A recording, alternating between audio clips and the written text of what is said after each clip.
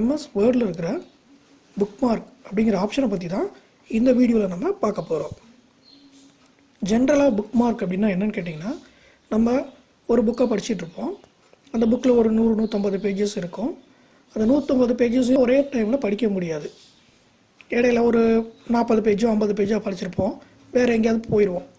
அப்போ நம்ம என்ன பண்ணுவோம் அப்படின்னா, திரும்ப எடுத்து பார்க்கும்போது ஞாபகம் வரணுங்கிறதுக்காக ஏதாவது ஒரு அடையாளம் வைப்போம், பேப்பரை மடித்து வைப்போம். அப்படி இல்லைன்னா அந்த பேஜஸில் ஏதாவது மார்க் மாதிரி ஏதாவது பண்ணி வைப்போம். ஜென்ரலாக அதை தான் புக் மார்க்குன்னு சொல்லுவாங்க. எம்எஸ் வேர்டில் அந்த மாதிரியான ஒரு ஆப்ஷன் இருக்குது. நார்மலாக எம்எஸ் வேர்டில் என்ன பண்ணலாம் அப்படின்னு கேட்டிங்கன்னா, ஒரு எம்எஸ் வேர்டு ஃபைல் ஓப்பன் பண்ணுறேன். இப்போ நான் இந்த இடத்துல இது வரைக்கும் சேஞ்சஸ் பண்ணியிருக்கேன். இப்போ இதில் பாருங்கள், 2 பேஜஸ் இருக்குது. இப்போ நான் இதில் ஏதாவது சேஞ்சஸ் பண்ணிகிட்ருக்கேன் அல்லது இந்த பேஜஸ் நான் எதாவது படிச்சிருக்கேன் அப்படின்னா, இந்த இடத்துல நான் என்ன பண்ணுறேன், செலக்ட் பண்ணிக்கிறேன். செலக்ட் பண்ணிவிட்டு சேவ் பண்ணிடுறேன். சேவ் பண்ணிவிட்டு நான் க்ளோஸ் பண்ணுறேன். க்ளோஸ் பண்ணிவிட்டு இப்போ திரும்ப நான் ஓப்பன் பண்ணேன்னா கர்சர் எனக்கு எங்கே இருக்கும், அந்த ஃபைலோட முதல் எழுத்தில் இருக்குது. இப்போ நம்ம எது வரைக்கும் படிச்சிருக்கோம் அப்படிங்கிறது நமக்கு தெரியாது. எது வரைக்கும் படிச்சிருக்கோம் அப்படிங்கிறது நமக்கு தெரியாது.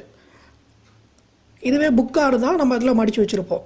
ஸோ அந்த மாதிரி சமயத்தில் யூஸ் பண்ணுறது தான் இந்த புக்மார்க் அப்படிங்கிற ஆப்ஷன். இந்த புக்மார்க் அப்படிங்கிற ஆப்ஷன் எங்கே இருக்குது அப்படின்னு கேட்டிங்கன்னா, இன்சர்ட்டில் இந்த லிங்க்ஸ் டேபில் புக்மார்க் அப்படிங்கிற ஆப்ஷன் இருக்குது. இப்போ பாருங்கள், இப்போ நான் இந்த ஃபைலில் இது வரைக்கும் நான் படிச்சிருக்கேன். லிஸ்டட் பிலோ இந்த பேராகிராஃப் வரைக்கும் நான் படிச்சிருக்கேன், அல்லது இந்த பேராகிராஃப் வரைக்கும் நான் தான் எடிட் பண்ணியிருக்கேன். இதுக்கப்புறம் மீதி நான் கண்டினியூ பண்ணணும் அப்படிங்கிற சமயத்தில் அப்போ நம்ம என்ன பண்ணலாம்னா, ஒரு ஐடென்டிஃபிகேஷனுக்காக இதை நான் செலக்ட் பண்ணிக்கிறேன். செலக்ட் பண்ணிவிட்டு இன்சர்ட் டேபில் இந்த புக்மார்க் அப்படிங்கிறத கிளிக் பண்ணுறேன். புக்மார்க் அப்படிங்கிறத கிளிக் பண்ணிவிட்டு இந்த இடத்துல புக்மார்க்குக்கு ஒரு நேம் கொடுக்குறேன். நான்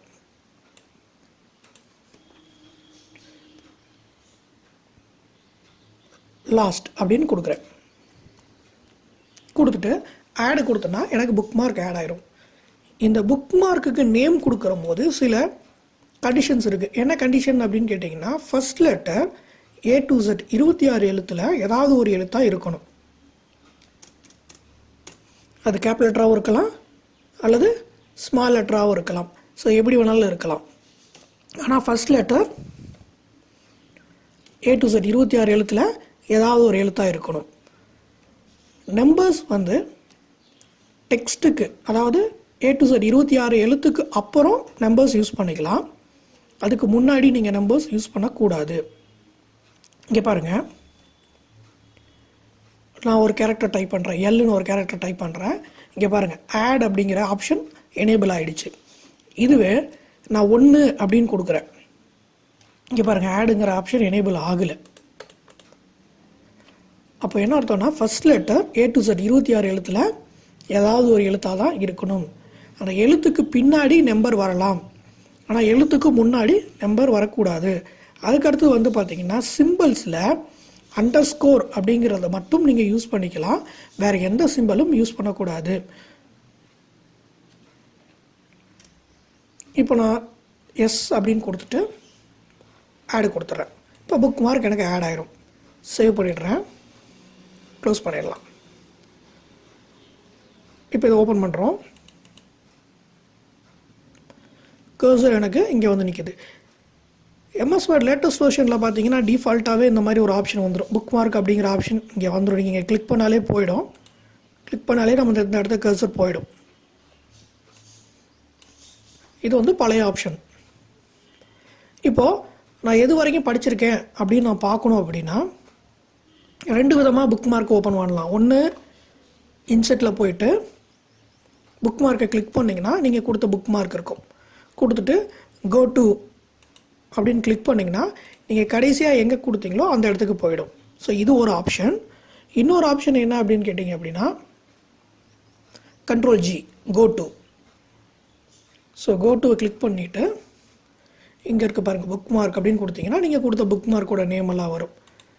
ஸோ உங்களுக்கு என்ன புக் மார்க்குக்கு போகணுமோ அந்த புக் மார்க்கை செலக்ட் பண்ணிவிட்டு கோ டு கொடுத்தீங்கனாலும் அந்த புக் மார்க்குக்கு போயிடலாம்.